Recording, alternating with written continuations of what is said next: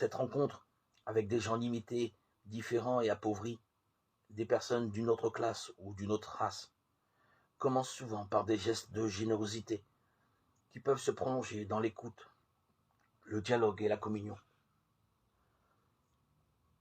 Lorsque nous décidons d'établir une rencontre, cela peut paraître difficile, voire impossible.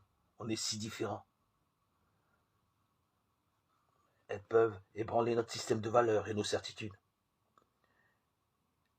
Ces rencontres impliquent en nous une ouverture pour accueillir ce différent et un a priori favorable, qu'il est une personne humaine, unique, importante, un frère ou une sœur en humanité. Il faut accepter cette différence pour établir la véritable relation, le véritable dialogue, la véritable rencontre. Lorsqu'on s'approche de la personne en essayant de pénétrer à travers un mur de peur et de préjugés, peut-être avec l'aide d'une tierce personne, le cœur peut être touché. Ainsi s'éveille en nous la compassion. Et pour la première fois, on regarde ce pauvre comme un autre soi-même. On ne le juge plus.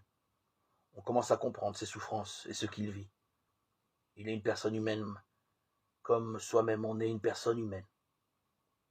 Il a un cœur et une sensibilité qui ont été aussi blessés. Cette communion ou rencontre est une réalité belle et mystérieuse. C'est comme si les systèmes de défense tombaient pour un moment. Mais chacun dans un état de vulnérabilité et d'ouverture à tel point qu'on ne sait pas bien où elle peut mener. En elle, il y a quelque chose de divin, de supra et infrarationnel, comme une présence de Dieu. On est pauvre l'un devant l'autre, on découvre qu'on n'a rien d'extérieur à donner, seulement son cœur, son amitié, sa présence. Et tout cela se passe avec peu de paroles, à travers le regard et le toucher. C'est à ce moment qu'on découvre quand cette personne affaiblie en détresse, il y a une lumière qui brille. Qu'en l'écoutant, on est enrichi, on apprend quelque chose de l'humain et de Dieu.